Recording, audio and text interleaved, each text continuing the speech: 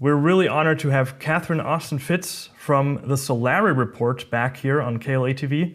Thank you, Catherine, for joining us. Oh, thank you. It's always a pleasure. It's so great that you're here.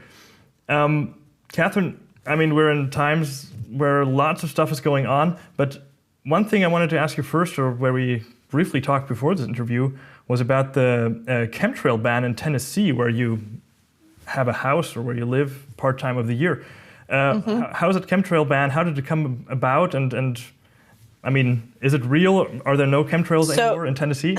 So let me walk you through that. There is a wonderful activist in Tennessee named Danielle Goodrich.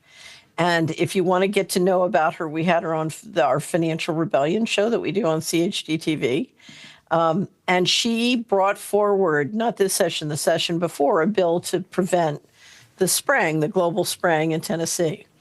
And everyone, including me, would have said, Danielle, and she's very bright and very capable, you know, this is a long shot. There's no way you're going to get this bill passed, particularly in the first legislation. Sometimes in Tennessee, you can see a great bill passed, but it takes like 7 legislative sessions before you can get enough people educated to get it through. Sure. Anyway, so she goes ahead. You know, you can't stop Danielle. She's amazing. And she gets this bill put in and goes to committee where it's considered. Well, what happened was a gentleman from California came to testify against the bill, explaining that he had a spraying company, and if they outlawed spraying, it would cut his business. What? Now, okay. Well, here's why this was important. Most people in the legislature thought the spraying was a conspiracy theory. Wow. Yeah, that's what is branded all the time. Yeah. Right. When this guy shows up complaining that it's going to cut his revenues, suddenly everybody's in shock. Oh, my God, it's not. It's real. Yeah. It's real. Oh, my God. So the bill flies out of committee and gets passed. Now, so this was then a shock. The problem, of course, is you can, because the state has jurisdiction, it can only enforce if the plane doing the spraying takes off and lands in Tennessee. So Kentucky's right across the border. If the plane takes off and lands in Kentucky, we have no enforcement mechanism. So one of the things that's happening, and you often see this in Tennessee, now they're working on how they can get more enforcement powers to do something about it. As far as I know, it hasn't cut any spraying. The reports I'm getting from the United States, I'm in the Netherlands right now, the reports I'm getting is this, ever since the inauguration, the spraying seems to have cut, and we're wondering if somehow the funding got cut off or delayed in the transfer between the two administrations. But okay. I think this bill was very important in creating more awareness in the different states about the problem, and now we're seeing a lot of other states. Rhode Island had been ahead of us. They were considering legislation before Tennessee, but now you're seeing a lot more other states say, oh, my God, this is real. Now, I just have to tell you one other story to brag on my state of Tennessee. There was another bill put in by a really good senator from Lewis County to prevent mRNA vaccines being put in food, particularly lettuce. And Wow. And so in Tennessee, you know, they try not to say no. They just try to make it difficult for something to happen they don't want to happen. So this bill, in fact, said if you put vaccines in lettuce, then the lettuce has to be sold through a pharmacy, not through a grocery store. That's smart. Good. Yeah, very smart. They're very good in Tennessee. Anyway, but the bill basically said if you put vaccines in a food, the food has to be sold through a pharmacy, not through a grocery store. So we have a wonderful senator from Nashville, Heidi Campbell, who stood up and said, this is ridiculous. Everybody knows you would never put vaccine in lettuce. Well, of course, there was documented. And so Senator Nicely stood up and said, Heidi, I hate to tell you, but it's true. And of course, they had articles and evidence and all the studies that show, yeah, they are putting mRNA technology into food. And so now the food is poisoned and you need to know. But, you know, it's a perfect example of how taking things out of, you know, where we discuss them on the internet and getting them actually into the legal process you know, helps to get this communicated, you know, because when you take it into the legislature, it gets really serious. And that's why it's so important. We have up on Solari, we have a publication called What the States Can Do. And the subtitle is Building the Legal and Financial Infrastructure for Financial Freedom. And it's a description of all the things that the states in the United States can do to protect our financial freedom. And it's written for the United States because the states have so much power under the Constitution. But I don't care where you are in Germany, anywhere in Europe, you can take that document. It's public. Took us 2 years to kind of figure it all out, write it up. So it's a major investment on our part, and apply it to your area. Because there's so many things we can do to protect our freedoms and our financial freedoms if we take it into that, you know, into the courts, into the legislature, into the government offices. You never know, because I always say there are allies everywhere. I would have told Danielle, you have no chance. And boom, she got it through in a year, which is amazing. Yeah, that's so cool. I mean, that shows that people who really have their heart is on fire and they can really change something down here. That's really nice. Yeah, and I think it's right that you say their heart's on fire, because other people's hearts feel their heart and realize, wait a minute, you know, maybe I should take this seriously. Definitely. Well, that's pretty good news from Tennessee. Thanks for that. And there's a lot of good news from Tennessee. Yeah. That's cool. And so maybe we can dive into other topics that I want to ask you about. And the one I wanted to start with was, I saw your video recently with Naomi Wolf about President Musk and the DOGE going into the government agencies, and you call what's happening a coup. Now, maybe for everybody who has not been following this, can you briefly fill us in on what happened and what concerns you most about DOGE and what's going on? Okay, so let me start by saying the administration is coming in a period of great change. And I don't care what administration was coming in, it would have to adjust the country and its financials to that period of change. So let's talk about what's going on. The first thing that's happening is what I call deglobalization. So there's an Australian think tank that did a survey of the top 64 most important technologies. And as of 2007, the United States was leading in 60 of the 67.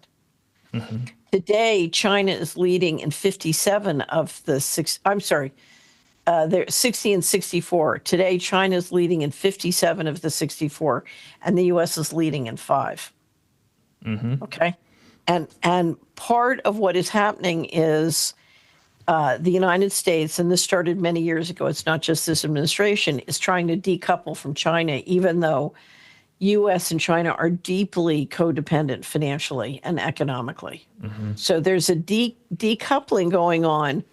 And as that decoupling happens, we are watching the traditional trade system that the U.S. ran globally come apart. And as it comes apart, you know, so many things are deglobalizing. The pandemic was an acceleration of that deglobalization. And what that means is every supply chain in the world for almost every product is going through an economic repricing. And the U.S. is becoming very scared about the fact that they're losing the technological edge. So they need to respond to the deglobalization. That means reindustrializing and bringing much more back home, or bringing it back to North America. And so they need to recalibrate their trade model and all the products and services and reindustrialize. But what they also need is to catch up on technology. And we know the big technology they're most worried about is AI. So AI, or the big technology that the globalists want to push, right? I would say too, right? AI. Here's the problem. Once you let AI out of the box, AI is escaped from the box. Yeah. And once AI escapes from the box, there's an even bigger problem than the globalists. And so, you know, it would be, one question, and I can't answer that question, is could the globalists control AI? And I don't think they can, but we'll see. But whatever, AI is out of the box, and the competition between the U.S. and China over AI is going to cause that, to be even more out of the box. So we see this technological race and then this re-engineering of the trade model. And one of the things the U.S. is saying to all its trade partners is, we can't be the global cop anymore, so we're throwing you out. We're throwing you to the wolves. And we see the Secretary of State, Rubio, say, okay, we're not a unipolar empire anymore. So they don't announce we lost. They just say we're not a unipolar empire anymore. Now we're going to be, an empire in a multipolar world, which means we're going to have to deal with China and Russia. The strategy, the neocon strategy in the UK is we're going to bust Russia. It failed. Okay, so part of accepting the multipolar world is accepting, okay, we lost the Ukraine. We're going to have to let it go. We're going to have to renegotiate with Russia and China. I don't know if you just saw the president's announcement, but he said he's going to propose to Russia and China that the U.S., Russia, and China all cut their defense spending by 50%. Okay. No, I haven't seen that. No. So that's ripping around the internet, and there are a lot of people who are in a state of shock, particularly defense contractors.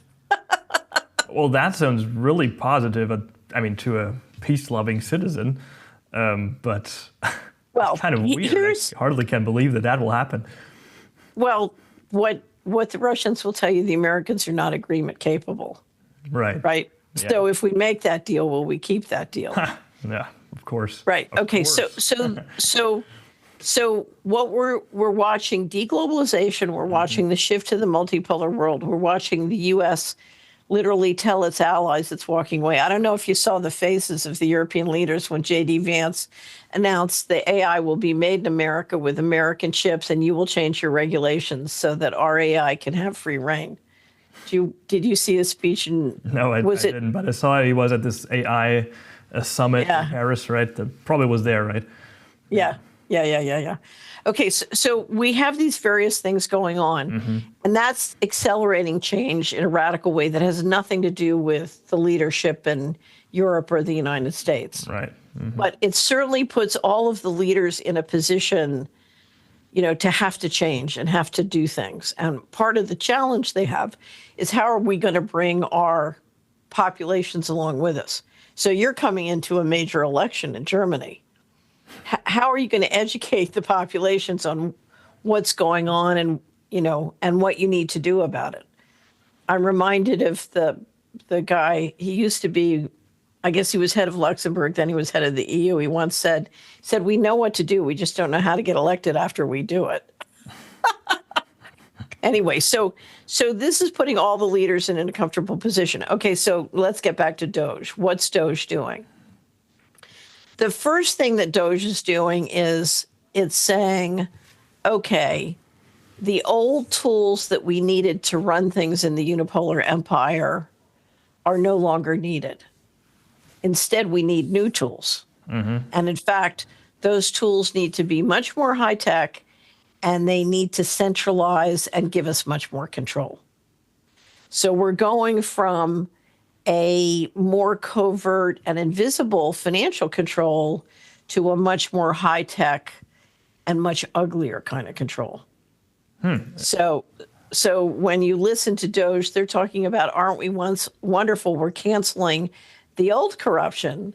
If you look at what they and the administration are doing to build the tools of the new corruption, I'll take the old corruption any day of the week. And I hated the old corruption. I hated the old corruption. Okay. I think we all did, yeah. So we're going from old tools to new tools. And there's a wonderful commentator. His name is Brian Berlatek, I think is how you pronounce it. Oh, and he just did with a sword, right? Yeah, with a sword. He just did a wonderful video on old tools, new tools. Exactly. And he just nails it. He just really nails it. It's very good. Anyway, so when you look at the new tools, there are two things you need to remember. One is our biggest sign of corruption over the last 3 decades in America is the fact that since 1998, we have failed to obey the financial management laws. So America's been operated financially way outside of the law.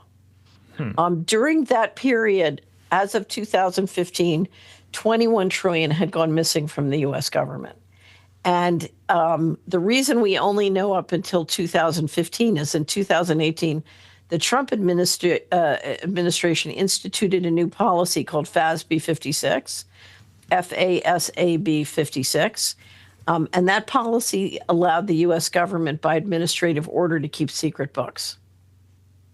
Now, let's say that you and I were coming in as DOGE to the U.S. government. We were going to stop the corruption. The first thing we would do is say, no more secret books. We're going to cancel FASB 56 and bring sunshine to the U.S. government finances. And then the second thing we're going to do is we're going to start obeying the federal financial management laws.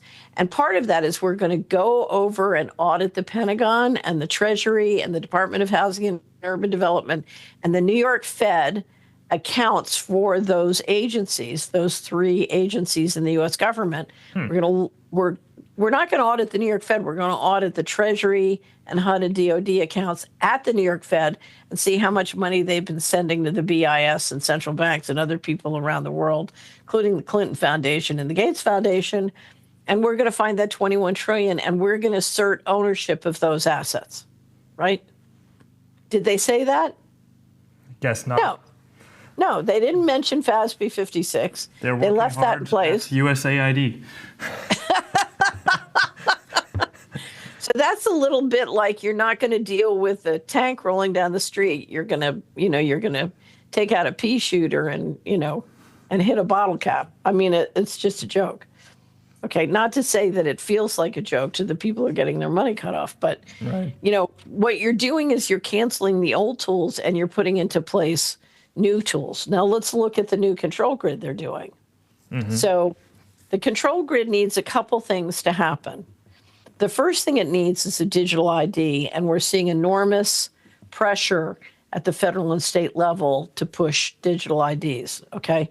The second thing you need to destroy Congress's control of fiscal operations. If you get rid of the civil service and you do what they're doing now, you significantly weaken and you can even destroy the fiscal control by the people's representatives. Remember, the U.S. government is a balance of power between the banks that control monetary policy and Congress that controls fiscal policy. If you can put corporate contractors in control of fiscal policy by refusing to do what Congress says, do whatever you want, but get rid of the civil service and put corporate contractors in control, that's how you let the bankers control. So when the new government came in during austerity in Greece, they found they couldn't control the tax receipts because they were collected on payment systems by corporate contractors who did whatever the ECB told them to do, and they lost control. So without a civil service under the law reporting to the Congress, the people's representatives lose control to the central bankers of that side of the house. Okay. Yeah. So what are we seeing? We're seeing assault on trying to persuade everybody that the civil service is the deep state, which is the most ridiculous thing I've ever. I mean, that's like, me telling you that your child runs your household and you and your wife can't do anything because he can boss you around all day long. It's ridiculous. Okay, so the third thing you need is you need an all digital monetary system. Yep. So that you can implement social credit and you can control people's financial transactions. You can do that. You need it to be all digital. That's what's important. You can do it with CBDC. You can do it with credit cards. You can do it with bank accounts. You can do it with crypto. You just need 100% digital. And they're clearly moving to do that. Yes. To make the digital ID and the all digital monetary system happen, you need huge investment in data centers all across the country. And of course, we have Stargate, which is what, 500 trillion is a billion, $500 billion. They're already building the first 10 data centers, right? I heard. That's so, insane. and we're seeing all across the country a push to get, radical investment in the energy you need to do that. Now, here's what's very interesting. Anybody who believes in climate change can't possibly be doing this. Exactly. Which is why the old guys had to go. But what's important to understand, many people have said, oh, well, the $500 billion is private investment. No, if you look at who's making those investments, they're all government contractors, or they get massive purchases from the government. And what I will tell you, one way or another, that money's going to come out of government credit and taxpayers, or certainly a lot of it, if not all of it. Wow. But they're also marrying it with mRNA vaccines. And the question is why? Because we proved beyond any shadow of a doubt that the mRNA technology is poisonous to people. Yeah. And right. And so, but it does beg the question. There's a great more and more body of evidence to suggest that mRNA technology is being used to integrate the particles into our bodies that are necessary to create the Internet of Bodies. And interestingly enough, as the president brought up the Stargate initiative, the Purdue Engineering Center announced their new Center for the Internet of Bodies. And if you go look at it, it's, we also, David Hughes and his group did a wonderful symposium, and it's now translated into German. It's fabulous. With Patrick Wood on omnivore. Yeah. And omnivore is the weaponization of everything. But Lissa Johnson did a presentation on the nanoparticles and the Internet of the body, of the bodies, that was just tremendous. And I recommend that to you. And again, apparently they've translated into German by now. What's his first name? Johnson? David Hughes is he and the presentation that I found the most interesting on this point is Lissa Johnson, Lissa Johnson. She's Australian scientist and researcher, and remarkable work. Yeah, it's insane what's going on. We just interviewed Dr. Brody. You actually couldn't call him Daniel. Yeah, so Daniel Brody. was. Yep. Yeah, there were three presentations. It was David, Lissa, and Daniel, and they're fabulous. They've done great work. It's insane when he lays out all these white papers of the European Union, the US, thinking about these enhanced peoples, the freaked and the geeked and the tweaked, and the future humanity that is just completely controllable. And so I always, when people tell me, oh, Elon Musk is so cool, first of all, I would like to point out, I've counted, I think there are at least 30 actors playing Elon Musk. And I'll tell you why. If he's running 6 companies, it takes one person to run each of those companies. So that's 6 people. He's tendering for OpenAI. That's another person. That's 7 people. If you look at the X patterns for Elon Musk, you got 3 to 5 people posting 24/7 around the clock. Yes. So let's say we're up to 12 people. And somebody's gaming all the time. Yeah. So the gaming is 1 to 3 people. That puts us at 15. Then you have all the events all over the world. I figure that's another 5. We're up to 20. And then you have DOGE. How many people? 1 to 3 for DOGE? And just keep counting. And you'll get, so. I'm convinced that's true, yeah. Right. Elon Musk is a operation. Yeah. And somewhere there's a command center. And, and you've got the group doing the social media, and you've got the group writing the speeches, and do you know what I mean? It's like a theater. Definitely. So you're in Europe. You know what DOGE means. Yeah, I heard that was kind of the head of what was it, the black nobility in Italy or so? Yeah, Venice. Right. Right. Exactly. Now, you said in one of your speeches or in one of your recent interviews, that the central bankers are really comfortable with what's happening. You don't see any adverse reaction on the market or in the banks. Do the central banks and do high finance support all of this? So if you look, I took the position in early summer that there had been a series of signals that indicated the Republican establishment was going to use Trump to get their control grid. In other words, they didn't think the Democrats could get the control grid. They thought Trump could, and they would use Trump to sell the control grid to conservatives, which is exactly what's happening. So I think they this was promoted to get the control grid. I think a lot of the traditional central bankers are not pleased to see this kind of shock and awe and chaos. Okay. So if you're Jay Powell and you're watching this, or you're Gary Gensler and you're watching this, you find this deeply distasteful. So, do you know what I mean? I mean, the idea, when I was in the federal government, we gave major donors presidential cufflinks. Mm-hmm. And I remember when I first became Assistant Secretary of Housing, I asked why a clearly corrupt mortgage banker was being given $450 million of federal credit when he clearly didn't warrant it. And somebody turned to me and said, he's a major Republican donor. I said, you give donors presidential cufflinks. You don't give them $450 million of the federal credit. That was considered to be wildly corrupt.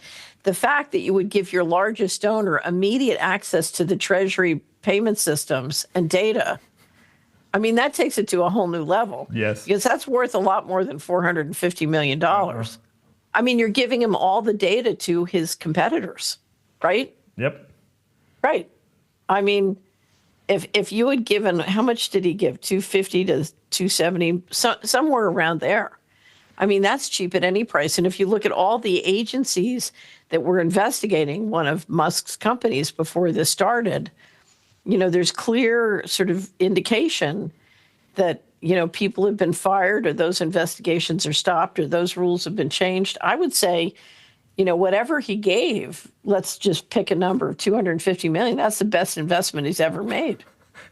Yeah, right? The Musk system. Plus, if you feed the whole government system history of the US into the AI, you make AI like as powerful as an American government, right? Well, here's the thing. If you look at what makes an AI good, mm-hmm. the thing that makes an AI good is not the best software developer, it's the most data. Definitely. Yep. Right. That's why everybody's saying data is a new gold, data is a new oil. It makes their AI run. Yep. Right. So the logical thing is going around and giving access to the AI to all this data. Now, the violations of national security and privacy laws are so off the charts. I'm sure if I got in a room with these guys, they might say, look, we're in a race with China. This is what we have to do to win against China. We have to feed. There's always these reasons. So very convenient. Yeah. I don't know what they would say, but what I would say is, if the last guys were corrupt, if you look at the laws that are probably being broken now, it's much worse. Yeah. Coming back to like the Fed or the central bankers, you say they could stop kind of money flows if they weren't supportive of this, or like that. Are you kidding me? Yeah. The U.S. government is dependent every day on getting more money from the bond market. It operates at a deficit. Where does it get that money? It gets that money from the primary dealer system operated by the New York Fed. And they're keeping the money flowing. But here's the thing. Yeah. The New York Fed is the banker. It is the depository for the U.S. government. Mm-hmm. Okay? So let's say you were being really, really bad. Mm-hmm. You were laundering money. Mm-hmm. And your bank said, you know something? We're not going to let you do that anymore. We're going to freeze your bank account. Right? Under the know your banker, know your customer rule in the United States, they can do that like that. But every day they're pumping out the money, and every day they're selling bonds to investors and putting the money in the account so that these guys can keep paying their bills and going along. The minute the New York Fed decides this stops, it stops. Right? Yep. Right? Okay. Yeah. Right. That's crazy. So one of the great lines at the beginning of the administration was there was a reporter from Politico. So we just published the first episode in War for Bankocracy on the Solari report, but we also ran this in Money and Markets. A Politico reporter stood up and said to Jay Powell, the chairman of the Federal Reserve, if the president, what is it? If the president asks you to resign, will you? And he says, no. And he says, well, can the president fire you? And he says, no. Yep. That's how it works. That's where the power is. Yeah. He does not serve at the pleasure of the president. Well, the power resides in the president of the New York Fed. The New York Fed controls the train tracks. Now, the train tracks work through the 12 Federal Reserve banks, but the mother of all train tracks, primary dealer, banking depository, and manages the Exchange Stabilization Fund for the Secretary of the Treasury. And the Exchange Stabilization Fund is the mother of all slush funds. And if you freeze the Exchange Stabilization Fund and the bank accounts and the primary dealer network, all covert operations, U.S. and the world, stop. Wow. Military stops. Okay. Wow. Okay. Right. Well, that's really interesting. Anyway, I want to move on to the next topic, and that would be, and I think it's just as interesting, the crypto hype that Trump has ignited now. For example, a few days before taking office with the meme coin. And maybe before we dive into the Bitcoin strategic reserve in particular, what or who do you think is the mastermind behind these all digital currencies, and what do you think is the outcome of this, the outcome supposed to be of this crypto hype, like being ignited? And so, so it's a rich and complex space, crypto, because you have Bitcoin, which is a Ponzi scheme. Then you have stablecoin, which is being used to promote the dollar hegemony worldwide. And then you have a variety of cryptos of people who sincerely want to provide alternative payment systems. So it's it's not one thing, it's many things. Now, why is it being promoted? One is because digital technology allows you to do a lot more than you could do in the old infrastructure. And people want to try and do that. And they want to get cross-border payments quickly with lower fees, et cetera. So there's a natural inclination to use new technology and prototype all sorts of new things you can do. I had a company in Washington called Hamilton Securities, and when the internet first came along, we got very excited about this and created something called just-in-time money. And, but because we were so excited about the technology, so part of it's that. Okay, the people who've really been promoting crypto are the ones who want an all-digital monetary system for control. In other words, they want to cancel currency, and because they want a control grid, and so it is very much in their interest to encourage people to prototype and try things. One, to figure out how to do it. So you want people who are trying to build freedom to instead prototype how to do your control grid, how to use this stuff. So part of it is you're trying to get everybody to prototype it and figure it out. But I think ultimately what they want is they want an all digital monetary system, and they're trying to figure out what's the best way to get there. And crypto is a part of that. But, so is everything that's going on with dollars. So is everything going on with frequent flyer miles. So is everything, all digital transactions, are working and being used to go towards there. Now, that doesn't mean everybody in that space wants to be part of a digital control grid. Right. At all. Right. No, definitely. Yeah. Right. Okay. So what's happening with the Bitcoin strategic reserve? Right. That would be my next question. Okay. So you have several things going on in the government. So you have David Sachs running a group that's looking at, should we do a strategic reserve? So it's still they're still considering it. It's not yet a law, the Bitcoin Strategic Reserve? No, it's okay. What happened was the Department of Justice has seized Bitcoin, and it had 210,000 Bitcoin, I think, but it was selling it. And so Trump said he was going to fire Gary Gensler, and then he was going to freeze the sales.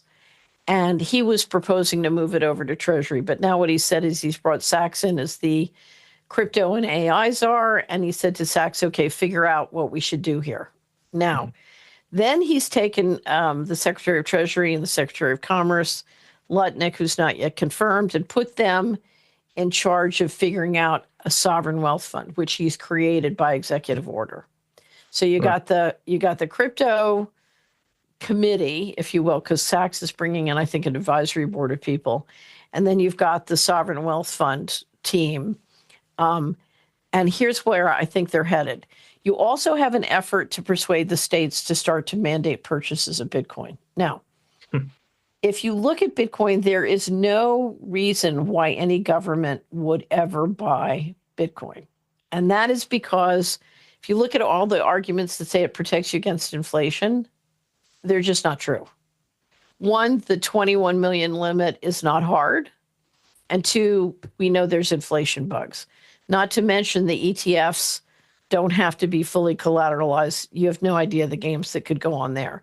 So the notion that Bitcoin is going to protect you against inflation is just patently ridiculous. And if you look at Bitcoin, it doesn't function as a payment system. It doesn't have any utilitarian purpose. And if you want to understand more about Bitcoin, I would really recommend Hijacking Bitcoin by Roger Ver and Steve Patterson. I just did an interview with Steve Patterson, and they did a great job of explaining why the initial design of Bitcoin could have been a great thing. I mean, if Bitcoin had held true to its design, it could have really been a wonderful global payment system. And maybe it wouldn't have been anywhere near as fast as Visa and MasterCard, but it still could have been, quite a great community. And instead it got hijacked and converted into something that was perfect for a pump and dump tool. And it's done a great job of creating a speculative pump and dump kind of vehicle. Anyway, so the notion that if a government can afford to buy Bitcoin, it can afford to lower taxes. Right? Because if you want to buy Bitcoin as a private person, that should be your right. But you don't need government to mandate taxes, collect taxes, and then put your money in a speculative asset. You should do that, not government. So, so whether it's government making sure, I would say I would much prefer the city of LA to have working fire hydrants than to buy Bitcoin. Right? Yep. Okay. And right. And so you serve your governmental purpose, and then if you've satisfied your governmental purpose, you lower taxes and give the money back. Let other people make investments. Okay. So that's number one. To me, governments can, if they can afford to buy into speculative assets, they can afford to lower taxes. But let me keep going. We talked about deglobalization. We talked about AI. In an environment of deglobalization, what should governments do if they're going to make speculative investments or equity investments? What they should do is make sure you are winning at technology, because we know you got to win at technology. The competition over technology is very serious. And so whether it's science and technology or education, you want to make sure you're staying in the competition, right? So that's one, and that's a role of government. The second thing is if all the trading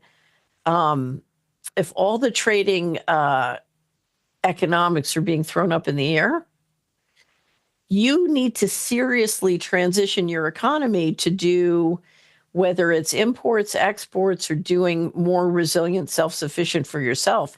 You want to make sure your industry is as efficient as possible. So if the war in Ukraine is going to end, if you're Germany, you want to bring in Russian gas and bring all those companies back to Germany. You want to make sure, one of Germany's great traditional strengths is its banking system that has really fed liquidity to all the small businesses that are very competitive and do a lot of exports globally. You want that banking system to be healthy.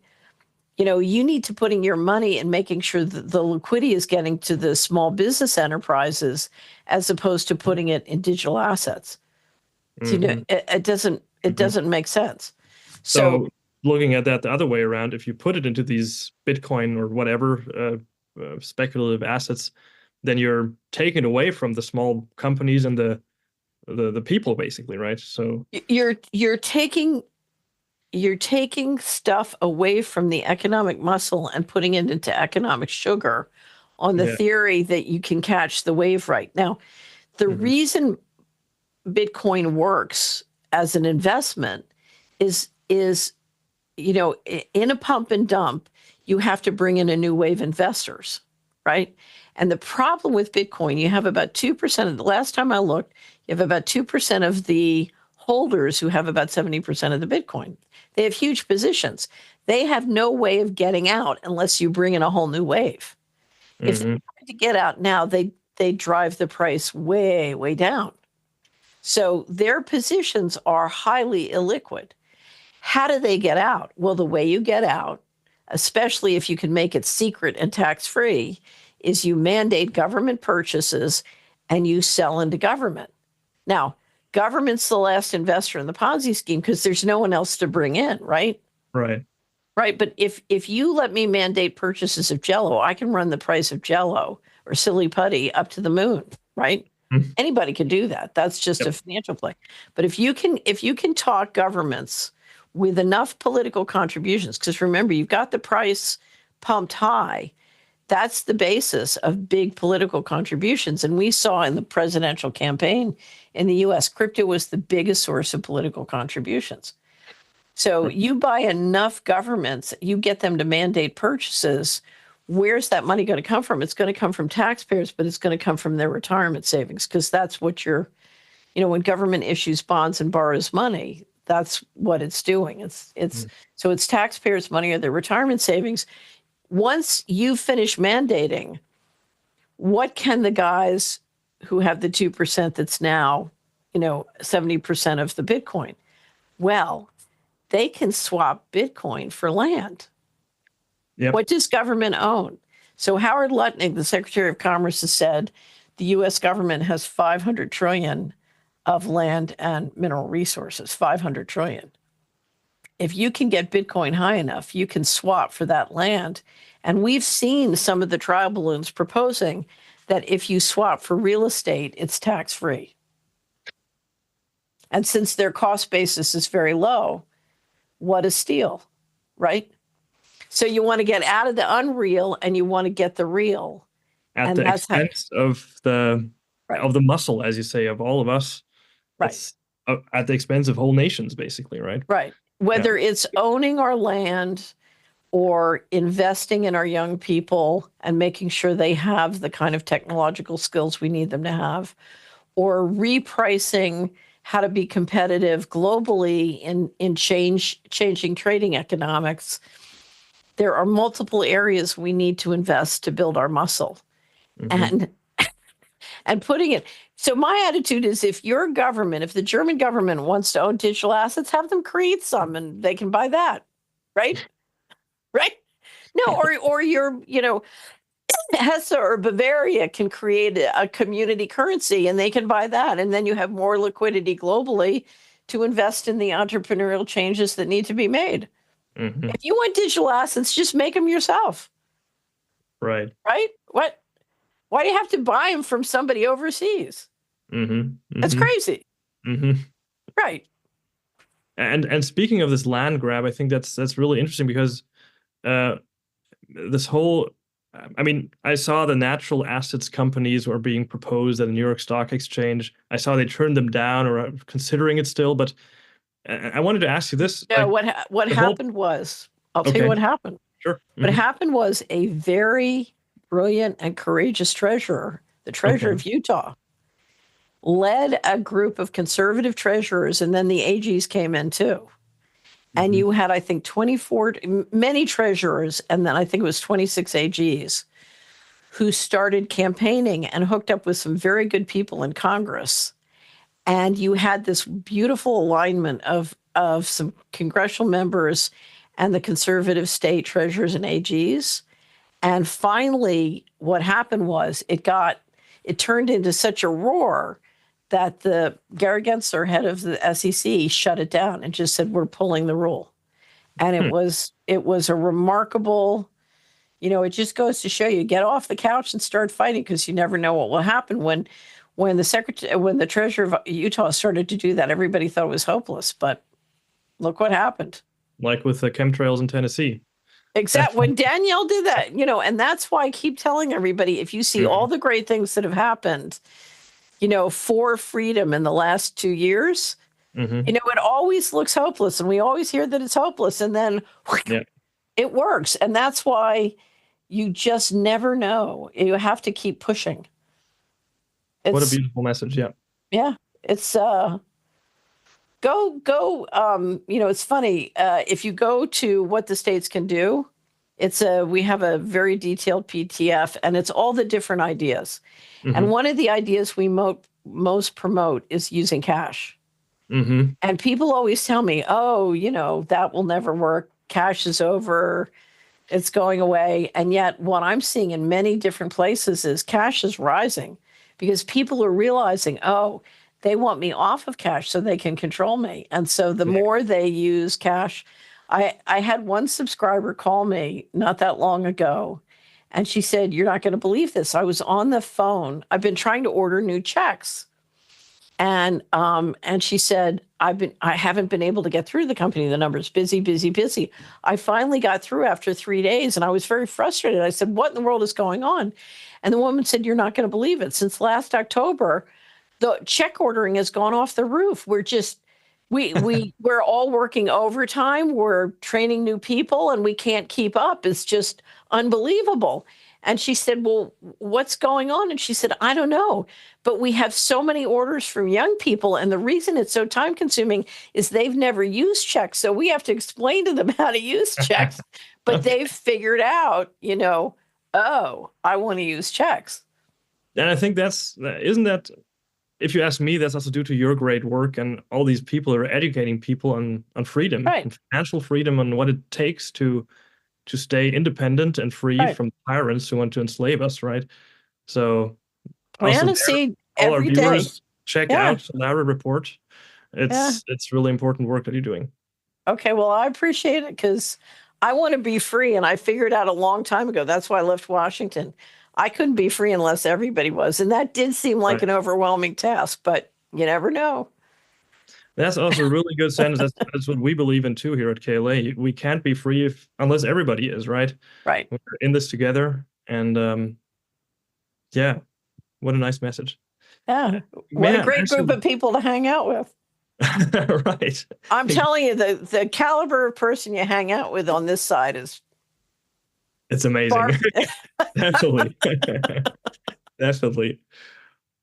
Well, Catherine, I think I'll leave it on that note for today. Maybe one last message. Where can people find your work? So I'm at Solari.com. You can branch out to everything from Solari.com. We're publishing the Solari Report. It's a subscription-based service. So all sorts of people tried to get me to throw my hat in the ring for the new administration. And I said, no, no, no, no. I have a boss. I love my boss. I have the best boss in the world. So I have subscribers all over the world, and we work for them. But there's a ton of free information, including what the states can do. And, and we're all about solutions. So so come on into Solari. You don't have to subscribe. There's a ton of things about what you can do, and just jump in anywhere. I used to always have this on my refrigerator, is from the musician John Cage. It says, "Begin anywhere." So get off the couch and just start taking action. Perfect. Thanks so much for coming on and sharing all this great insight with us, Catherine. Okay. Well, pleasure. Okay. Thank you. Have a great day. Thank you. You too.